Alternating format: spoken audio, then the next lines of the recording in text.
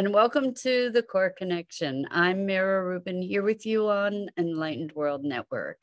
And today's topic is self-suppression, that we're trained in, many of us are trained over periods of years to just sit down, shut up, and get with the program.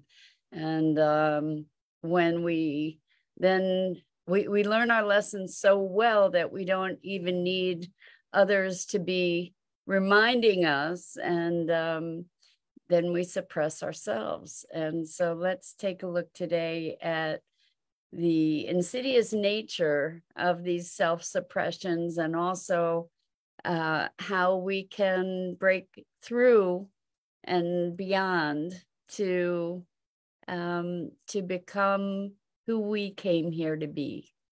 So before we get started on this Friday, in the very beginning of November, how about that? It's amazing. Yesterday it was over 60 degrees here in the Philadelphia area in the beginning of November. Just hard to imagine. Anyway, before we get started, let's take a minute or two to get present. Let's take a deep breath in through your nose and hold it.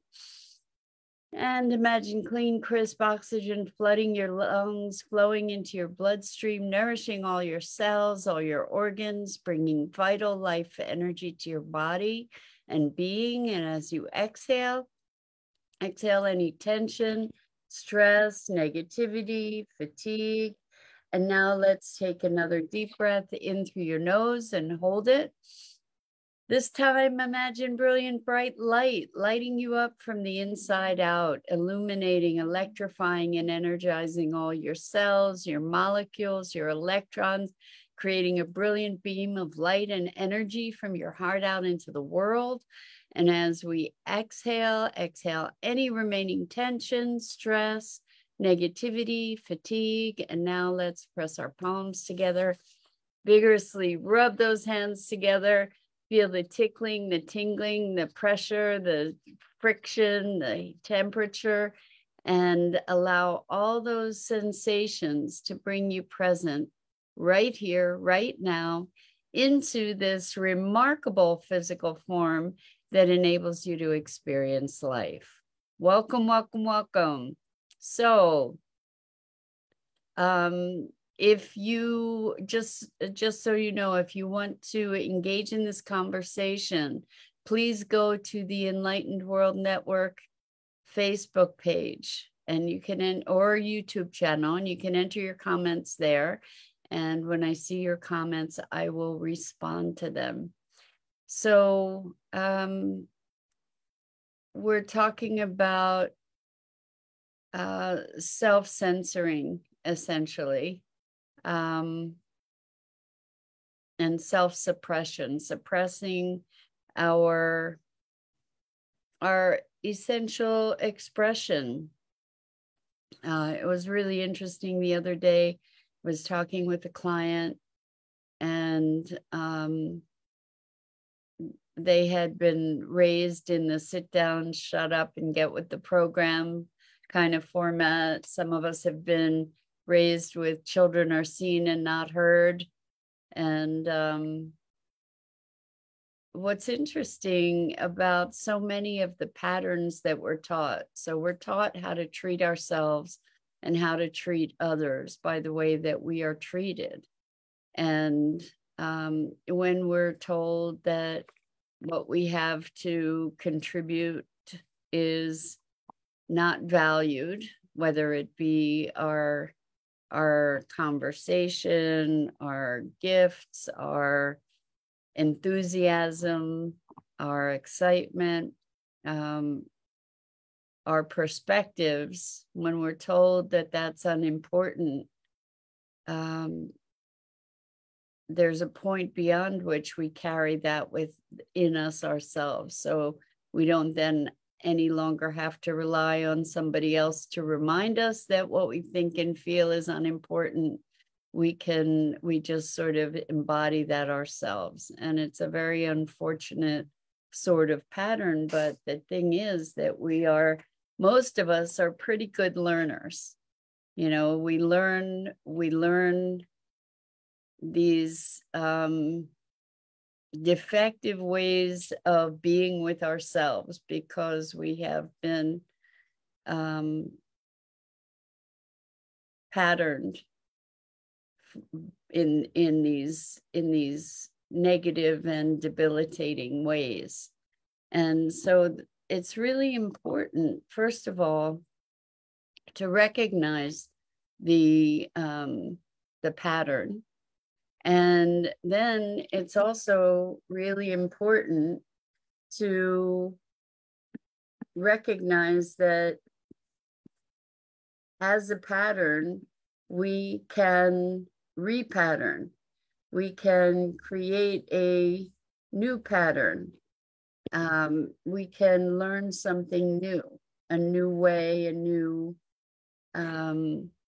approach. So if we have been taught to sit down and shut up and get with the program, it might be pretty challenging to overcome the fear of standing up, because maybe we got slapped down a bunch whenever we would stand up. And, you know, we can see that in society a lot. You know, when we stand up, we're making ourselves visible, we're making ourselves available to be a target of ridicule. And it takes courage and conviction to be willing to go against the grain. And oftentimes we're put down as kids, for instance, even by other kids, for the very things that are our greatest strength and what in business we might call our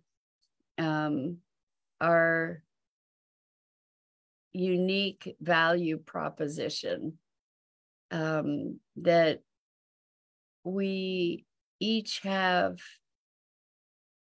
skills, talents, quirks, perceptions, perspectives, ways of being that I believe anyway serve us in fulfilling the purpose that we each came here to fulfill. And it's interesting, the different phases of life. I don't usually think about things in this way, but it was interesting because it wasn't until I was 50, maybe because I'm a late bloomer, I'm not so sure, that I actually gave myself permission to be me. You know, I actually declared for myself, okay, I've earned the right to be here and be me. And while that may sound laudable, on the other hand, to think that we have to earn the right to be who we are, that's kind of very unfortunate thinking. You know, in our culture, we typically believe that we need to earn the right to be here.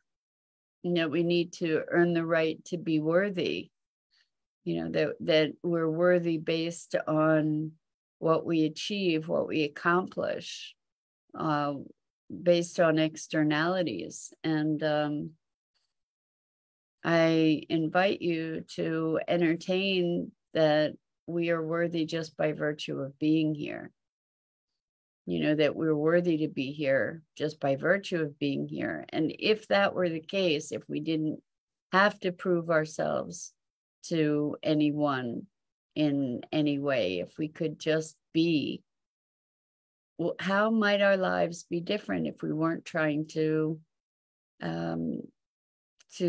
make certain impressions? Now, obviously, there are social dynamics that we all get to contend with, and that's kind of what we're talking about here, is these social dynamics of of suppression that then cause us to self-monitor and self-criticize and suppress.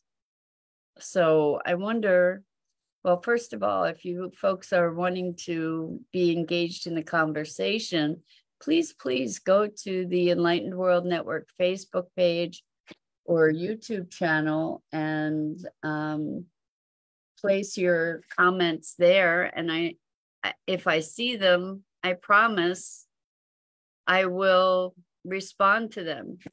So I invite you to go and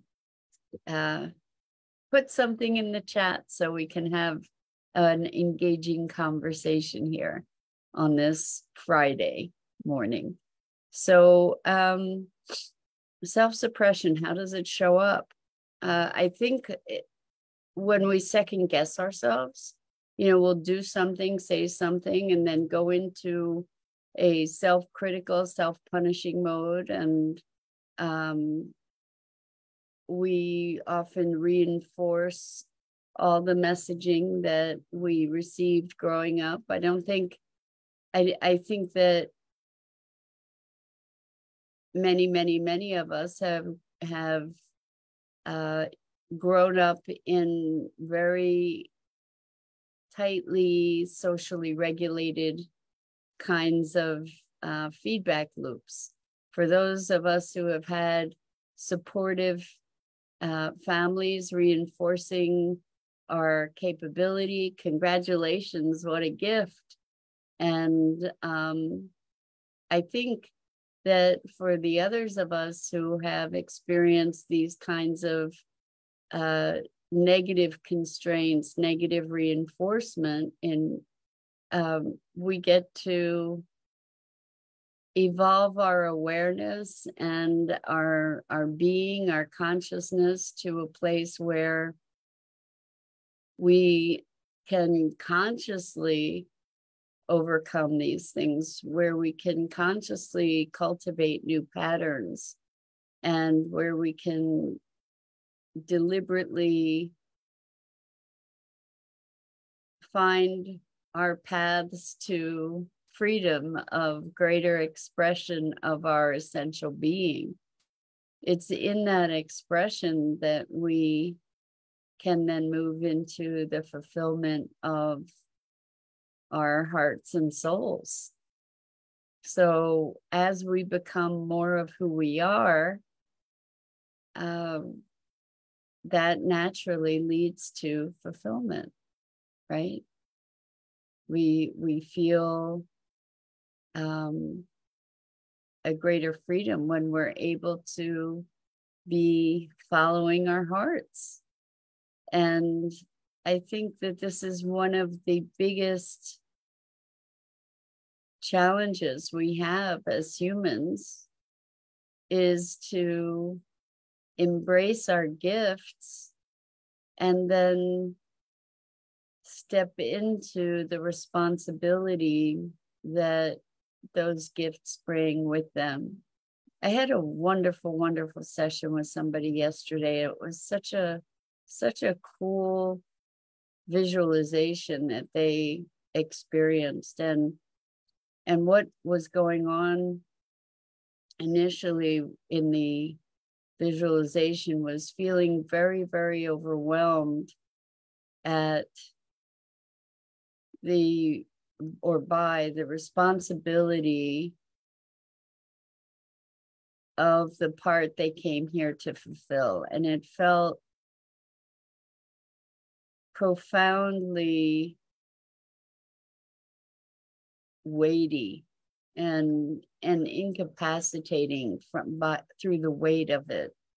And it was interesting. They saw themselves as a cell in a greater organism, and they were able to witness the void in that organism and the vulnerability of that organism due to their not fulfilling their place within this greater system. And then they stepped back into the system and got to experience what it was like when another being in the system removed themselves, and how it made the whole system vulnerable again. They bounced back and forth between the huge importance within this micro system that they played, the huge responsibility that they had, and also then beaming out from a distance to recognize how tremendous this whole organism was and how infinitesimal they were within that system. So there was this dichotomy or this polarity or seeming contrast between being infinitely responsible and also being infinitely insignificant. And it was so powerful. And then what they recognized is that the system within which they were residing, that tended to collapse when with any one portion missing, was just bound to a certain rigidity. It wasn't able to morph and adjust and transform in response to the changing of positions that these other small entities made. And so then the whole system collapsed and turned into ash, and then something new emerged that had a greater flexibility and a greater potential to adapt. And I thought, I just was so moved by how powerful that imagery was, and how poignant for what we're going through globally. And when we think about self-suppression, part of that is maybe rejecting the roles that we came here to play in terms of rising into a full expression of our greatness. I wish I understood why I don't see any comments today. It looks like we are connected to Facebook, and it's seems to be streaming on Facebook, so I'm not really sure what's going on there. Oh, wait a second. Now, as I look on Facebook, I see Bernadette. Good morning, good morning. So I don't know why you're not seeing the comments, but now I'm looking on Facebook. So I'm seeing the comments on Facebook. And Bernadette says, be willing to stand alone also. So that's a really scary thing for people, is to imagine that they would be standing alone. And I think that you kind of put your finger on it, in that there needs to be a willingness to stand for what we believe in, and to have the integration with self. I mean, that's really what we're looking for. We're looking for integration and connection with our own essence, and with others on that essential plane. So good morning, Elaine. Wow, it's been a while. Nice to have you here with us. Welcome. We're talking about self-suppression, and how oftentimes growing up, we're taught to sit down, shut up, and get with the program. And then we internalize that behavior where we suppress ourselves, and we don't engage, and we don't allow ourselves our fullest expression. And it is in that expression where we get to stand up and to be connected to and speak our hearts and souls, that's where the power to transform the world resides, is in our capacity to presence ourselves to our essence, and to be willing to share that in the world. And so through self-suppression, we avoid our responsibility also. That ultimately we have a responsibility to this life that we are given. And if anything, that responsibility is to live it fully, to live it hopefully joyfully, to utilize it, to grow.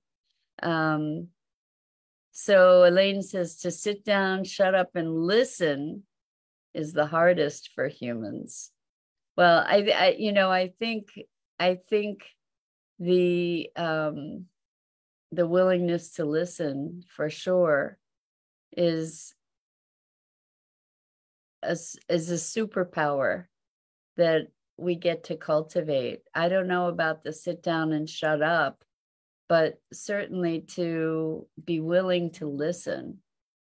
And maybe we can stand together as we learn to communicate more effectively, and to find the receptivity within.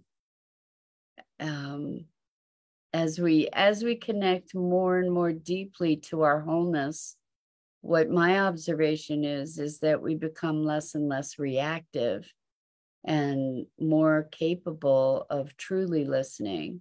So Elaine says, I work with people and they say that it's so hard for them. They just cannot sit down and shut up. That's really interesting, Elaine, that they say they can't just sit down and shut up.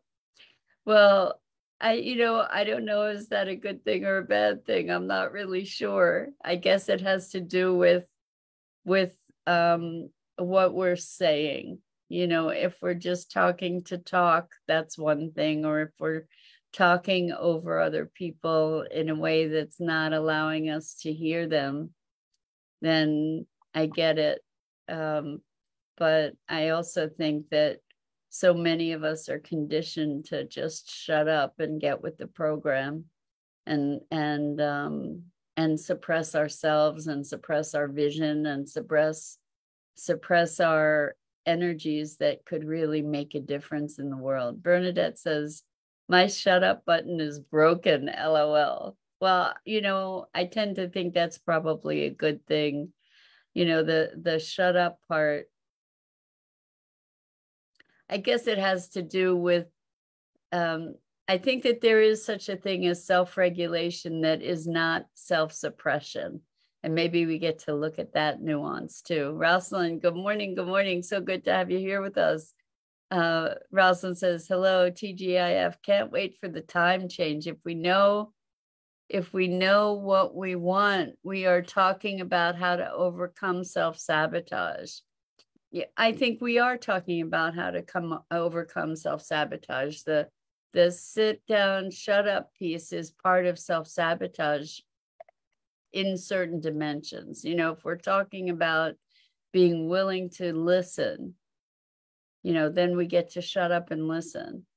To be present enough to quiet ourselves so that we have space for what other people have to say. But I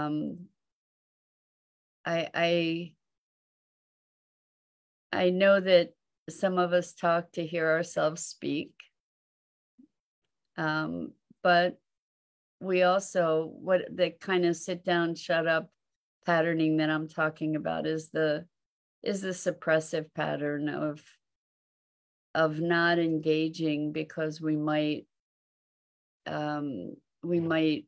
be criticized, or like a domination control, sit down, shut up is what I'm talking about, versus respectfully making space for others. So Rosalind says, in the quiet, awareness turns into discernment. We can only hope, right? That as we presence ourselves more deeply, that we become more discerning, and that we become more aware, and we become more present. That's the ultimate objective, I think, is presence. And part of that presence is presence to our essential self and its expression, along with true presence to others. And what does that look like? Yeah. When I think of so many of the mechanisms of our culture, so many of the social mechanisms, it's very much about domination and control. And that self-suppression is often a violence turned in on ourselves of domination and control, rather than understanding and pure expression and centeredness. So Elaine says it's not good or bad, it's where they are in the moment, and the willingness to acknowledge the resistance to what is going on inside, as one remembers to allow presence to be part of the experience, the journey to awakening.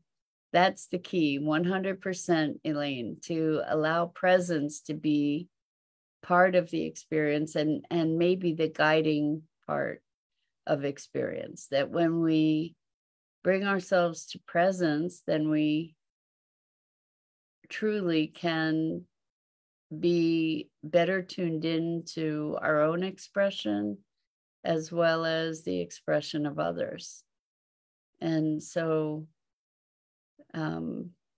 lots of us talk to not be present, but when we allow ourselves to be present, then the things that we have to say, hopefully, are more in alignment with what needs to be shared.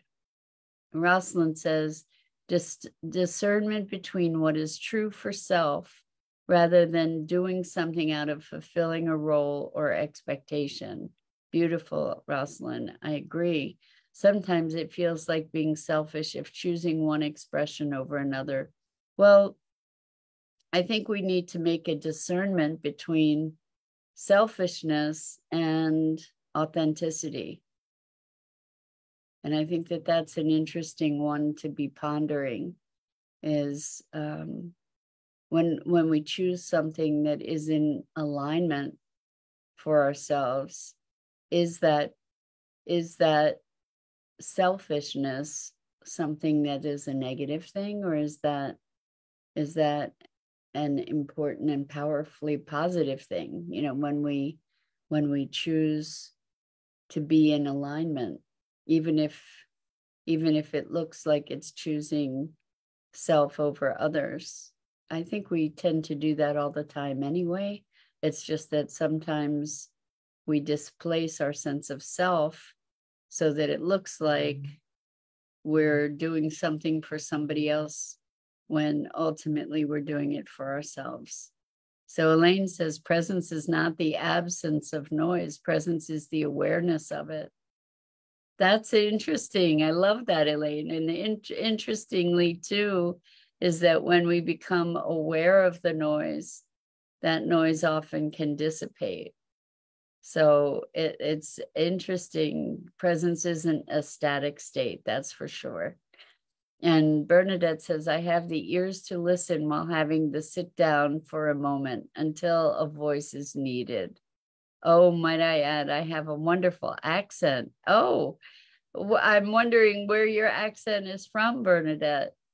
I used to just go nuts over accents all the time. It was an obsession for me to listen to people with accents. So yeah, presence. I love what you said, Elaine. Presence is not the absence of noise, but it's the awareness of it. And I think when we're aware of that noise, it's transformed into something else. Maybe not noise, maybe music, who knows? Anyway, with that, it's been another remarkable week with you all. And I just want to say thank you, thank you, thank you. I so deeply appreciate you and the gift that you give in sharing these moments together with me. I so appreciate it. And until next time, I'm Mira Rubin. This is the Core Connection. And I go live here each weekday morning at 9 a.m. Eastern on the Enlightened World Network Facebook page and YouTube channel. And I think I said each weekday morning. And I invite you to check out the other awesome programming on Enlightened World Network, Enlightened World Living, EWN, One with the Earth. And until next time, have a wonderful weekend. Be discerning, be gentle with you. And let's see, Bernadette says, I have a Canadian one from coast to coast accent. It's my own delivery. Have a wonderful weekend, everyone. Don't forget to give yourself an hour on Saturday. Ooh, that sounds so good. Anyway, lots and lots of love. Until next time, take care.